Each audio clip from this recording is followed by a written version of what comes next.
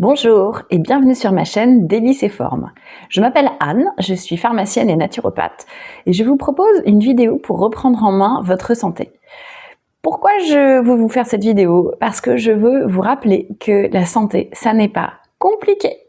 Je vous propose donc une vidéo en 5 points pour reprendre votre santé en main, sans vous casser la tête, sans compter ses calories, sans avoir une montre connectée qui vous dit tout ce que vous faites à longueur de journée. Simplement, utiliser le bon sens, les choses assez naturelles, sans se prendre la tête. Voilà, suivez-moi. Alors, pour moi, la santé, évidemment j'y réfléchis un petit peu quand même, c'est 5 points essentiels. 5 points essentiels qui ne sont pas nouveaux. Vous allez voir, je n'ai rien inventé, vraiment, c'est des choses qu'on connaît tous déjà. Mais il m'est arrivé avec mes patients naturaux d'entendre, je sais la théorie, je la connais, mais là, vraiment tout de suite, je ne sais pas comment m'y prendre. Et c'est ça qui m'intéresse en fait, c'est de vous aider en vous disant, ok, les données, vous êtes comme moi, vous les avez, mais quand on veut reprendre sa santé en main, qu'est-ce qu'on fait? Par où on commence pour que ça soit simple? En regardant des vidéos YouTube, parfois, on a des milliers d'informations, des choses qui se contredisent. Enfin, je dis vidéos YouTube, ça peut être des podcasts, ça peut être des livres, ça peut être tout ce que vous voulez.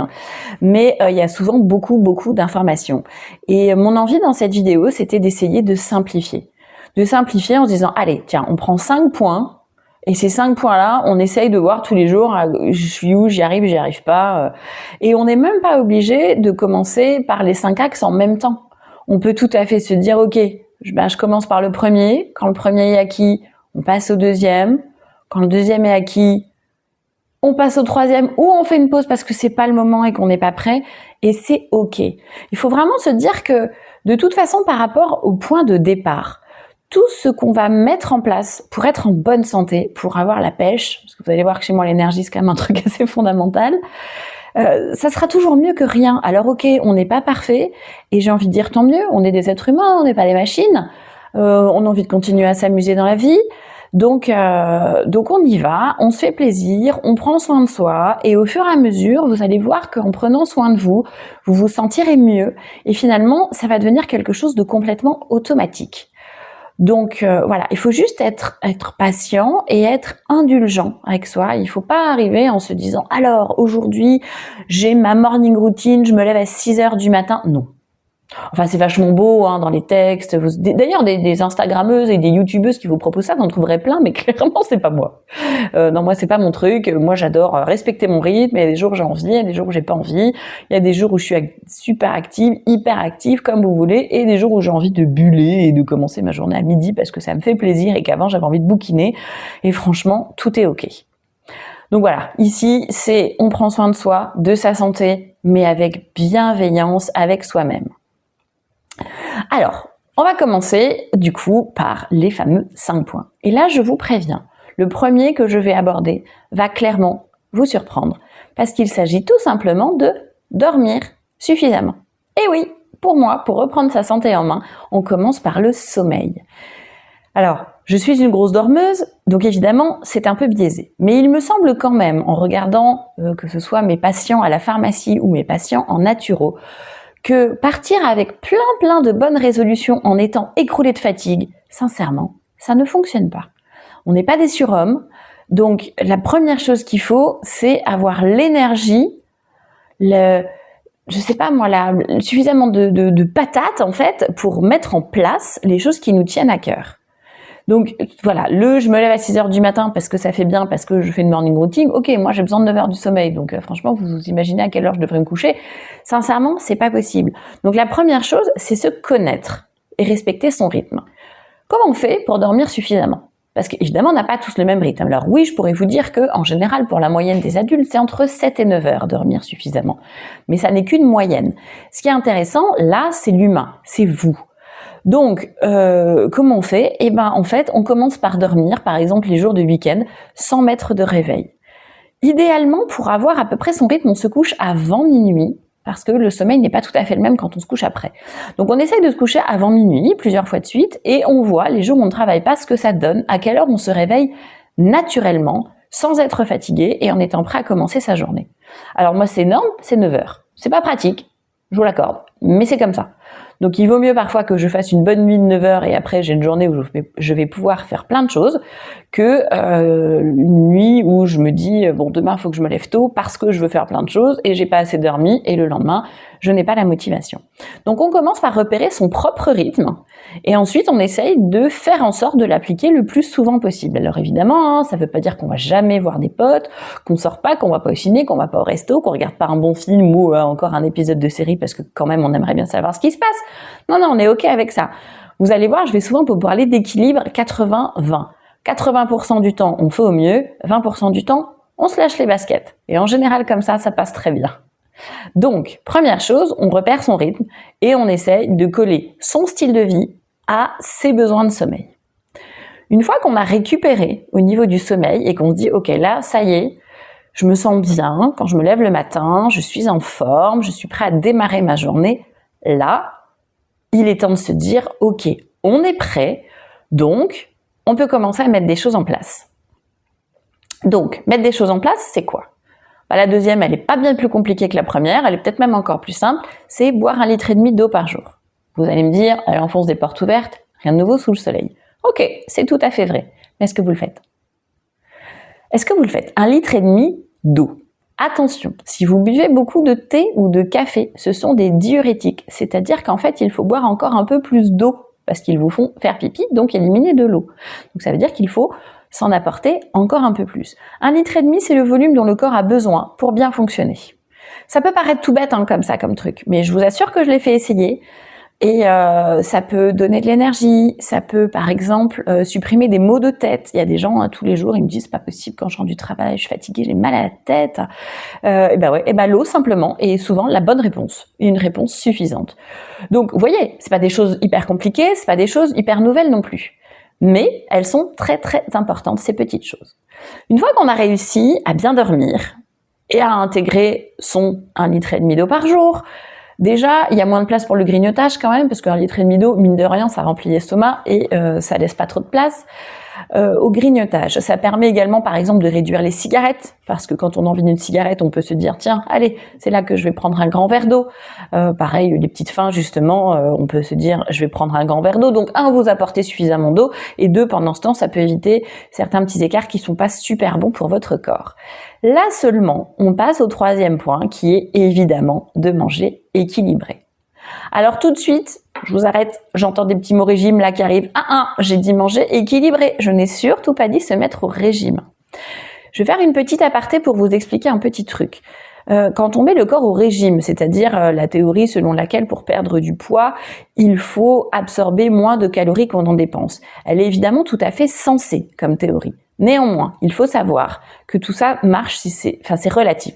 Tout ça ne fonctionne que si on apporte un peu moins de calories que ce qu'on dépense.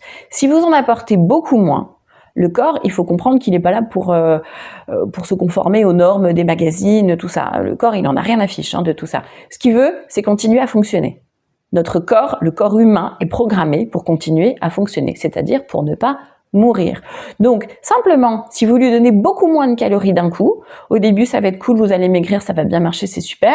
Et au bout d'un moment, il va se mettre en mode économie d'énergie, en se disant, ok, là, on est dans une période de disette, je n'ai pas ce dont j'ai besoin, donc, je stocke. Et je dépense moins. Et c'est là qu'on arrive en général à un certain plateau dans les régimes, on se dit, je comprends pas, je fais pareil, je perds moins. Et alors attention, parce que non seulement on perd moins au départ, ensuite on stagne complètement, et alors dès que vous vous remettez à manger, le corps se dit, ouais, ça y est, elle me redonne à manger, super, comme il y a peut-être des périodes de disette assez régulières, quand même on va stocker encore un peu parce qu'on sait jamais. Et on reprend ces fameux kilos en trop. Donc, quand je parle santé, je ne parle jamais régime.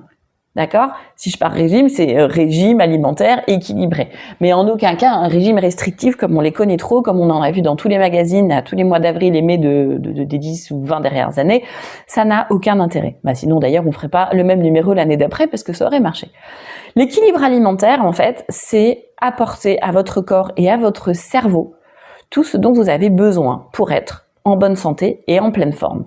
Oui, parce que chez moi, la bonne santé, c'est une chose, la pleine forme, c'est fondamental. J'ai besoin d'énergie, il y a plein de choses que j'aime faire dans la vie, et le fait de me traîner, d'être fatiguée, mais alors ça me va pas du tout.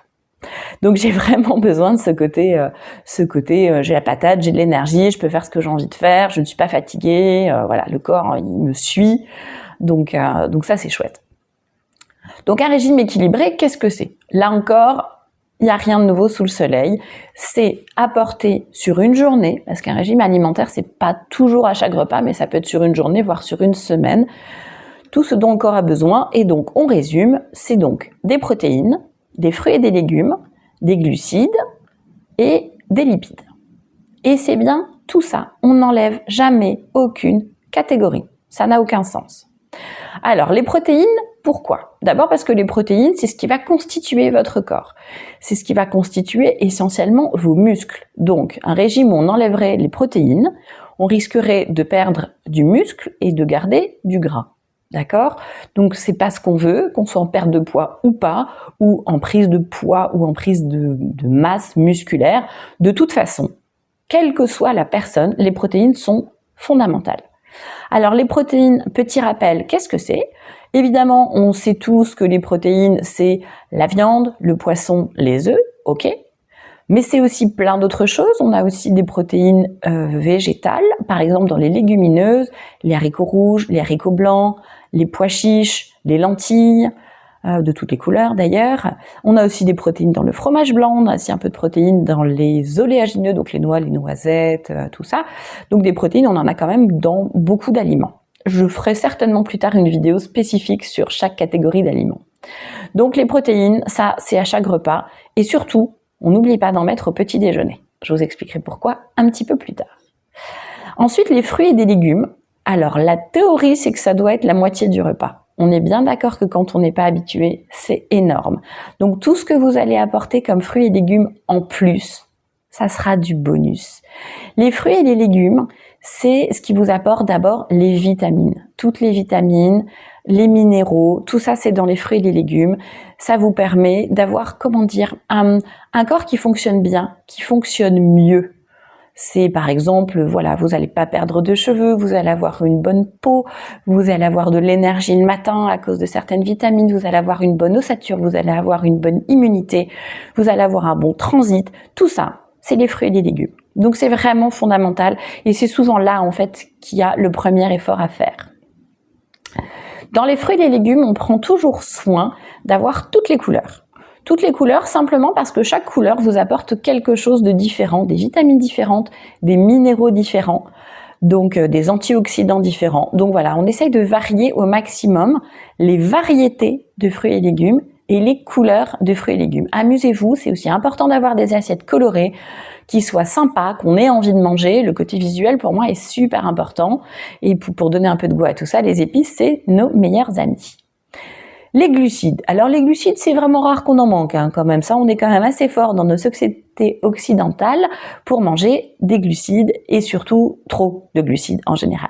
Donc là, il y a aussi un effort à faire pour diminuer peut-être les quantités de glucides. Le premier endroit où on peut les diminuer, c'est le petit déjeuner. Parce que clairement, le petit déjeuner protéiné est beaucoup plus intéressant qu'un petit déjeuner, plein de glucides. Parce que les glucides vont vous faire dormir, ça va vous faire somnoler. Alors qu'en fait, les protéines, ça va vous donner de la dopamine, ça va vous donner de l'énergie pour démarrer votre journée. Donc il y a à peu près que chez nous, en France, où on a des petits déjeuners aussi sucrés. Et voilà, c'est clairement pas l'idéal. Donc ça peut être intéressant d'aller explorer d'autres pistes de petits déjeuners. Les glucides intéressants, c'est ce qu'on appelait avant les glucides lents, ce qu'on appelle les glucides complexes. Donc c'est des glucides qui vont être constitutifs, dont le corps a besoin. Le riz, les pâtes, le pain, avec parcimonie, le pain pour d'autres raisons. Mais aussi le quinoa, la pomme de terre, la patate douce, qu'est-ce que j'ai encore, le millet, la semoule, le sarrasin sous forme de crozet par exemple. Voilà, donc on n'hésite pas vraiment à varier ses sources. Il n'y a pas que les pâtes et le riz dans la vie, vraiment, je vous assure, on peut s'amuser. Mais surtout, on n'en mange pas trop. Pas trop parce que d'abord, c'est ça qui fait stocker. Vous savez, le petit gras autour du ventre, celui qu'on n'aime pas. Bon, bah ça, c'est les glucides en fait. C'est pas les lipides qu'on stocke à cet endroit-là. C'est les glucides parce que c'est nos réserves d'énergie. Donc, si on en consomme trop, ce qui est souvent notre cas dans notre société moderne, évidemment, on stocke trop. Donc, on diminue les glucides. Mais surtout, ce qu'on va diminuer, voire supprimer une partie du temps, c'est les glucides qui servent à rien. c'est-à-dire ce qu'on appelait les sucres rapides, les sucres simples, donc les saloperies en fait. Vous savez, les trucs qu'on aime bien et tout, là qu'on boulotte à longueur de journée, qui sont vachement sympas, mais alors vraiment pour le corps, ça n'apporte rien du tout, à part des gros coups de fatigue. Donc les bonbons, les sodas, à l'alcool, attention, l'alcool c'est super sucré, hein, donc voilà, on a évidemment le droit d'en boire, mais il faut se rappeler qu'on apporte vraiment des morceaux de sucre, clairement. Donc l'alcool, il y a évidemment tout ce qui est viennoiserie, tout ça. Donc ça, c'est des choses qu'on va essayer de diminuer drastiquement si on veut retrouver de l'énergie. Et vous allez voir que contrairement à ce qu'on pensait, parce que longtemps on s'est dit « ouais, mais les sucres, c'est l'énergie », vous allez voir en fait qu'en diminuant votre apport de sucre, vous allez récupérer énormément d'énergie. Parce que le sucre, c'est ce qui vous fait monter l'insuline, et après quand l'insuline redescend, on arrive en pic d'hypoglycémie, et là, mais alors on a un coup de barre monstrueux qui appelle du sucre à nouveau, et on recommence. Donc le sucre, en fait, ça n'est pas le meilleur ami de l'énergie. Ensuite, les lipides. Alors les lipides, on les a diabolisés très longtemps en se disant « ah, c'est la graisse, ce qu'on ne veut pas stocker, c'est du gras, donc on enlève le gras ». Or, il faut quand même comprendre que absolument toutes les cellules de votre corps ont une membrane constituée de lipides, donc de gras. Donc non, on supprime pas le gras. Le cerveau, il fonctionne pas si on n'a pas de graisse. Le corps, il fonctionne pas si on n'a pas de graisse. Par contre, on choisit son gras, clairement. Le beurre, la crème fraîche, le sandou, les trucs comme ça, c'est sûr, on n'est pas obligé. Tout ce qui est graisse industrielle, tout ce que vous achetez dans le commerce qui est déjà en paquet, qui est prêt à manger, en général, vous allez trouver ce qu'on appelle les graisses saturées ou le mauvais gras. Tout ce que vous allez prendre à la maison, toutes vos bonnes huiles, vos oléagineux, donc on en revient aux noix, aux noisettes, aux noix de pécan, aux amandes, tout ça, c'est aussi du bon gras.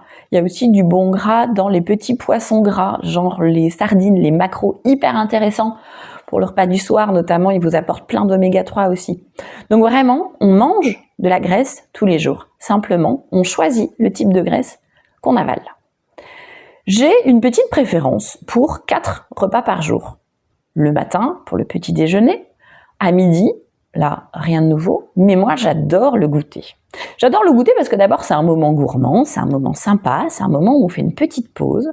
Et quand on choisit bien son goûter, ça permet, de travailler en amont pour avoir un meilleur sommeil et une nuit plus réparatrice et être plus détendu en fin de soirée. Et 2, ça permet le soir d'équilibrer son repas sans sauter sur ce qu'il y a dans le frigo ou dans les placards au moment où on rentre du travail. Il faut savoir que moi j'arrive chez moi entre 8h et 8h30 et donc j'ai faim, clairement, hein, quand j'ai travaillé toute la journée, j'ai faim. Soit j'ai eu la bonne idée de préparer en avance et je peux passer à table tout de suite, soit il faut que je prépare et dans ces cas-là, il vaut mieux que je n'ai pas une faim de loup parce que sinon, je mange n'importe quoi. Donc le goûter, voilà, c'est vraiment le petit moment sympathique, on l'aime bien, on le travaille. Je crois que mon goûter préféré, ça doit être du fromage blanc, une banane, quelques pépites de chocolat et quelques petites noix. Franchement, j'adore ça et c'est génial pour le sommeil. Il y a plein d'autres goûters possibles. C'est là qu'on va essayer de mettre du sucre dans la journée si on en a envie. C'est là que c'est le meilleur pour le corps. Donc, alors ça veut pas dire une viennoiserie tous les jours, mais là, on peut placer du sucre, on se fait plaisir et on permet d'alléger le repas du soir. On a donc vu à ce stade 3 points. Dormir suffisamment, boire 1,5 litre d'eau par jour et équilibrer son alimentation. Quels sont donc les 2 autres ? Eh bien, le 4e point, c'est évidemment de bouger. Et oui, un corps n'est pas fait pour rester assis sur une chaise ou encore moins sur un canapé toute la journée. Le corps est fait pour être en mouvement. Ça permet encore là de donner de l'énergie parce que l'impulsion physique du mouvement va vous donner de l'énergie qui va remonter jusqu'à votre petit cerveau. Ça va lui faire vachement bien le mouvement.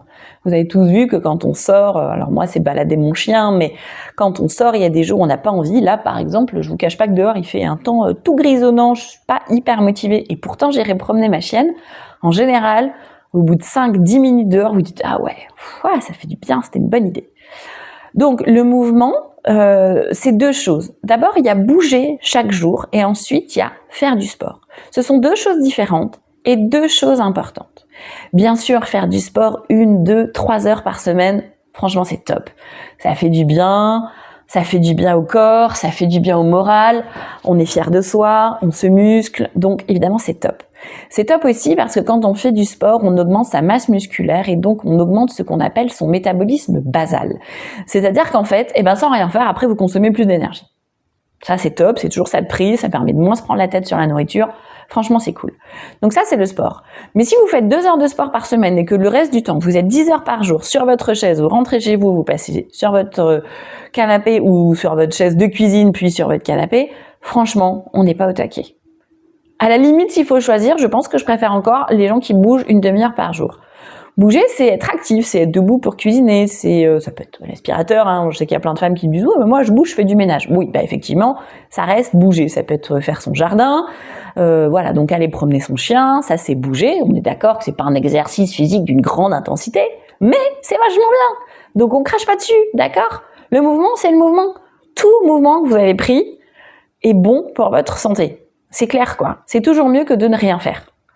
Donc voilà, on essaye de se dire 30 minutes par jour, je bouge, je suis actif, je fais quelque chose et plusieurs fois par semaine, j'essaie de me caler une séance de sport.